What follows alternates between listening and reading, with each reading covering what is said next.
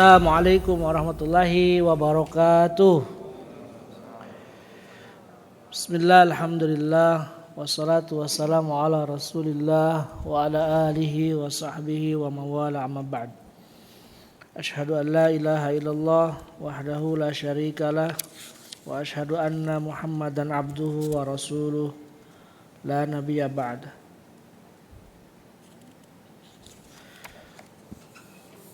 Alhamdulillah, puji syukur kehadirat Allah Subhanahu wa taala. Sore hari ini kita bisa berkumpul dalam rangka melanjutkan pengajian kita yang biasanya selalu diikuti dengan acara arisan ibu-ibu ya. Dan alhamdulillah hari ini kita juga bisa berkumpul setelah sekian lama kita tidak saling menyapa, berkumpul karena lockdown. Dan hari ini kita diizinkan ya untuk masuk kantor, kemudian juga berkumpul. Ya. Aturannya sih tidak boleh dari 50 orang. 50 orang laki-laki, 50 orang perempuan, jadi 100. Ya. Salawat serta salam semoga senantiasa tercurah kepada Nabi Muhammad SAW, keluarga, sahabat dan kita semua sebagai pecinta Rasulullah SAW. Hari ini kita akan mendiskusikan tentang al-mal fil Islam atau harta dalam Islam ya. Ini penting terkait dengan kehidupan kita sehari-hari, di mana senantiasa kita tidak bisa lepas dari harta itu sendiri ya. Kita perlu mengetahui apakah harta yang kita hasilkan itu sudah halal ya, dengan cara yang benar. Apakah setiap harta itu memiliki standar hukum? Apakah setiap harta itu adalah sesuatu yang materi, sesuatu yang material, ataukah sesuatu yang abstrak juga disebut dengan mal atau dengan harta ya. Bahkan saking pentingnya itu harta ya, ada lagu sering kita nyanyikan, harta yang paling berharga adalah keluarga katanya. Pertanyaannya, apakah keluarga itu materi atau abstrak? Kenapa disebut harta ya? Apakah udara itu harta? Apakah, sorry untuk diungkapkan, apakah kotoran kambing itu harta? Karena memiliki nilai. Nah, maka itu seputar pembahasan kita. Ya, apakah setiap yang memiliki nilai itu harta? Apakah setiap yang memiliki kegunaan itu harta? Atau sebaliknya? Tidak semua yang memiliki nilai itu harta, tetapi tidak semua yang tidak memiliki nilai disebut berguna. Jadi pembahasannya memang melebar dan banyak sekali tentang harta itu. Oleh karena itu perlu kita tahu tentang apa itu harta, ya, fungsinya apa, ya, kemudian apa bedanya antara harta dengan kemanfaatan.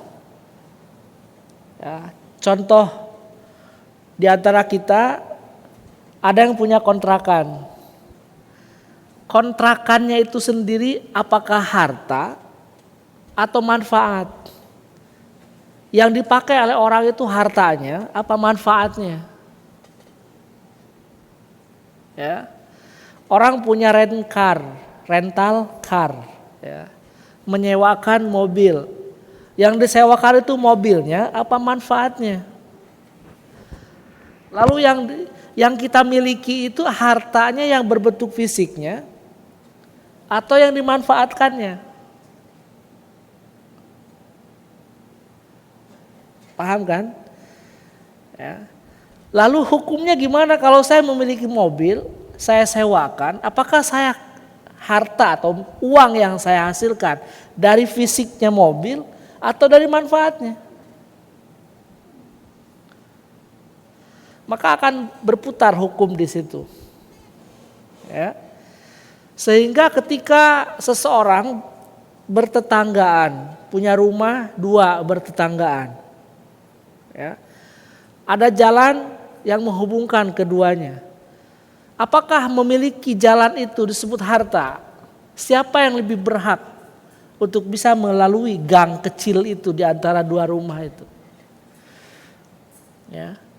Ini sangat penting dalam konteksnya perekonomian Islam. Maka harta selalu berbanding dengan uang. Atau sebaliknya pertanyaannya, apakah harta itu ekuivalen uang? Tidak. Angin, ya, udara, air, ya, itu apakah harta? Maka kita akan bahas. Ya.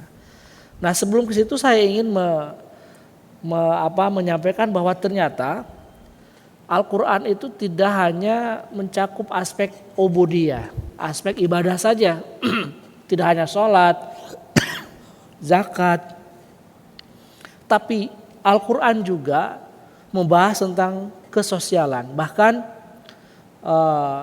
Abdul Wahab Khalaf menyebutkan 75% ayat Al-Quran itu adalah membahas tentang kesosialan. Sosial itu banyak. Ya. Ada yang bersifat ijtimaiyah, kelompok, ada yang sifat fardi, perseorangan. Ada juga yang bersifat daulah, kenegaraan, diatur oleh Al-Quran. Sehingga harta saja itu ada di dalam Al-Quran. Harta di dalam bahasa Arabnya disebut al-malu atau malun. Ya. Itu terdapat di dalam Al-Quran sebanyak 38 kali. Di dalam surat yang berbeda-beda. Ya. Salah satunya misalkan di dalam surat Al-Baqarah ayat 177. Allah berfirman, wa atal mal ala hubbihi zawil kurba wal yatama wal masakin. Ada kata-kata al-mal. Wa atal mala ala hubbihi zawil kurba wal yatama wal masakin. Kemudian di dalam surat Al-Baqarah ayat 247 juga sama. Wa nahnu ahaqqu bil mulki minhu walam yu'ta sa'atum minal mali. Ada kata-kata minal mal. Ya. Lalu di dalam surat Al-Kahfi atau Al-Kahfu, Al-Kahf, Al-Kahf itu guha ya. Ayat 46. Al-malu wal banun zinatul hayatid dunya. Ada kata-kata mal. Ya. Kemudian juga di dalam surat Al-Fajr, wa tuhibbunal mala hubba jamma. Ya.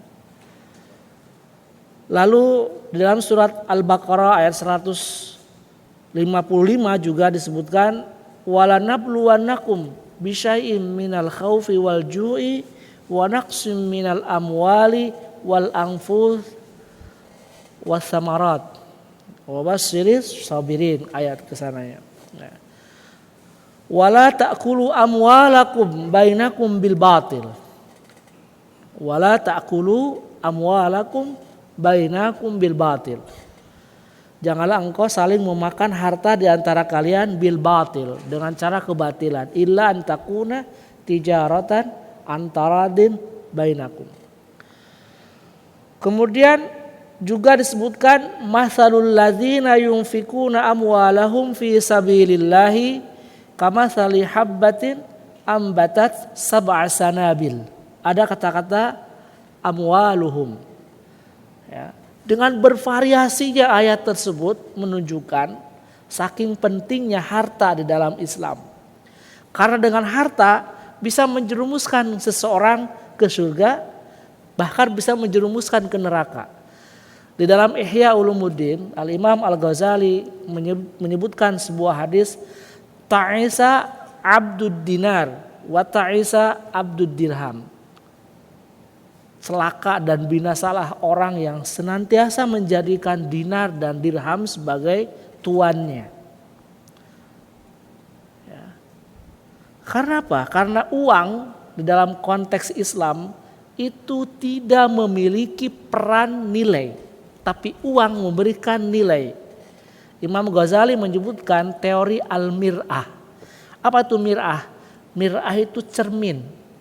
Cermin tidak berwarna, tapi cermin memberikan warna. Paham maksud saya? Uang tidak memiliki nilai, tapi dengan uang memiliki standar nilai. Ini berapa? 5 halalah. Kok bisa jadi 5 halalah? Karena air memberikan nilai terhadap uang 5 halalah. Itu uang. Maka uang itu bukan komoditi. Uang itu bukan komoditas. Maka bagi siapapun yang menjadikan uang sebagai komoditas adalah riba. Uang tidak melahirkan uang. Maka di dalam teori ekonomi Islam tidak mengenal time value of money. Tapi di dalam ekonomi Islam mengenal time value of economy. Ngerti kan? Uang atau waktu tidak melahirkan uang. Waktu tidak melahirkan uang. Itu ekonomi modern begitu. Waktu melahirkan uang. Ekonomi Islam tidak. Waktu melahirkan productivity terhadap ekonomi. Ya. Jadi kalau saya punya uang, saya pinjamkan ke Syekh Ahmadan, lalu melahirkan 5 atau lebih, itu namanya uang melahirkan uang. Itu yang disebut dengan riba. Kenapa? Karena uang bukan komoditi. Uang bukan komoditas. Maka Rasul mengatakan, adz-dzahabu bil-dzahab, wal fiddatu bil-fiddah, wasyairu bisyair, wal milhu bil-milh, gitu kan, wal qamh bil-qamh. Maslan bimislin, sawaan bisawain, nakdan binakdin. Jadi kalau serupa satu jenis harus sama, masalan kuantitasnya, kualitinya, cash. Faidah talafal ajnas, jika itu berbeda, fabi'u kaifa syi'tum, kecuali nakdan. Kalau berbeda, zahab, fiddah, boleh nggak saya lebihin? Boleh, tapi harus nakdan, harus cash. Sama dengan uang, karena uang yang sekarang ada adalah bukan uang. Uang yang ada di dalam Islam itu adalah dinar dan dirham. Ya. Zaman primitif dulu, dalam zaman primitif itu sebelum Islam datang, itu jual beli itu dengan sistem barteran. Saya punya onta, yang lain punya kurma. Saya tukar onta saya dengan kurma. Nah itu menjadikan kesulitan orang. Mending kalau keinginannya itu sesuai dengan keinginan seseorang itu sendiri. Nah kalau tidak, bagaimana? Apakah betul onta dinilai satu onta itu sama dengan 1 ton kurma? Kan barter. Maka sejak itu disebutkan di dalam kitab Ilajul Mushkilatil Iqtisad bil Islam, ya, disebutkan bahwa perlu ada satu alat ukur yang namanya uang. Nah, alat ukur itu karena berperan penting maka harus memiliki karakter. Satu, harus durable. Durable itu apa? Sepanjang masa. Yang kedua, bisa dipecah-pecah, tahan lama, gampang dibawa kemana-mana. Dan ternyata sejak zamannya Abu Bakar itu udah memikirkan hal itu. Dicoba dari kulit, rusak. Dicoba dari tulang onta, pecah. Maka satu-satunya yang paling benar, yang paling baik adalah emas. Maka di zaman Ali karamallahu wajhah dijadikanlah emas sebagai standar ukuran. Kenapa? Emas itu awet, tahan lama dan bisa dipecah-pecah. Maka sejak itu uang dijadikan atau emas dijadikan standar uang. Sejarahnya seperti itu. Jadi harus tahu kenapa kok harus emas. Ya. Nah oleh karena itu di zaman Umar bin Khattab dijadikan standar. Apa itu standarnya? Ketika satu dinar emas, 1 dinar sama dengan 4,25 gram. 1 dirham, kalau dinar itu terbentuk dari emas, kalau dirham perak. Jadi kalau 1 dinar emas sama dengan 4,25 gram. Kalau 1 dirham sama dengan 3,98 gram. Jadi kalau saya memiliki 80 gram emas, ya, 80 gram emas itu berarti 80 gram dibagi 4 berapa? Jatuhnya saya punya 12 atau 13 dinar kayak gitulah. Ya. Mohon maaf. Kalian punya kan logam mulia yang dikeluarkan oleh Antam, yang koin itu pasti selalu ada tulisan di sampingnya 4,25 gram. Ya, 4,25 gram. Itu logam mulia. Ya saya kecil-kecilan juga punya lah, makanya saya punya tahu. Karena saya dosen ekonomi harus tahu. Ya. Tapi kalau di Arab di sini saya beli koin namanya sabika. Itu nggak ada sertifikat. Tapi ada tulisan Nixon 1975. Artinya apa? Dikeluarkan itu koin pada zaman Raja Elizabeth di Inggris, zamannya Nixon tahun 75. Itu masih ada di sini. Saya punya satu, saya nemu satu di Balat. Ya. Jadi itu koin segede gini itu sama dengan 4,25 gram. Ya. Jadi kalau kita mau investasi itu ternyata bukan di selain emas. Emas itu luar biasa investasinya. Ya. Ya, kalau dulu saya beli emas yang Antam itu 925.000. Sekarang sudah 5 tahun, sudah berapa? 1.500.000. Ya.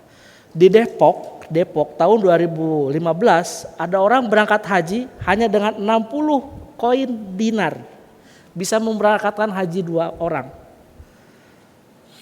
Nah, jadi luar biasa investasi itu. Nah sekarang apa sih sebetulnya harta itu? Nah, saya mengutip di dalam kitab Lisanul Arab. Ya. Al-mal itu mufrad,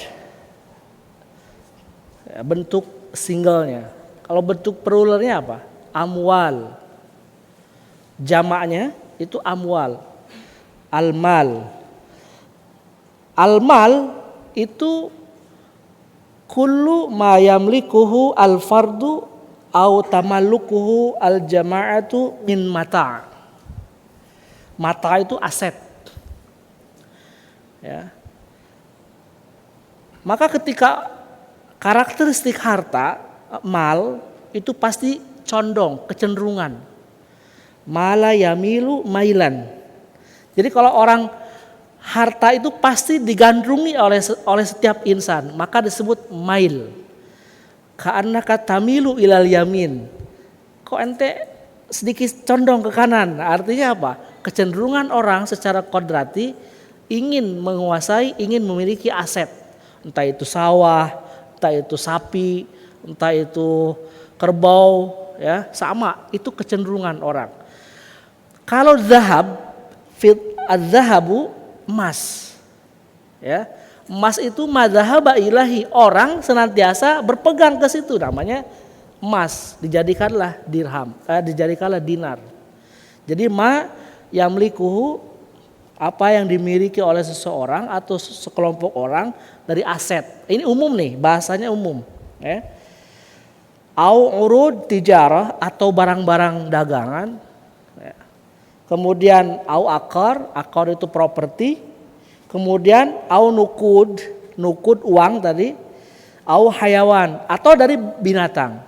Itu di dalam kamus Mu'jam Al-Wasit. Jadi itu makna umum.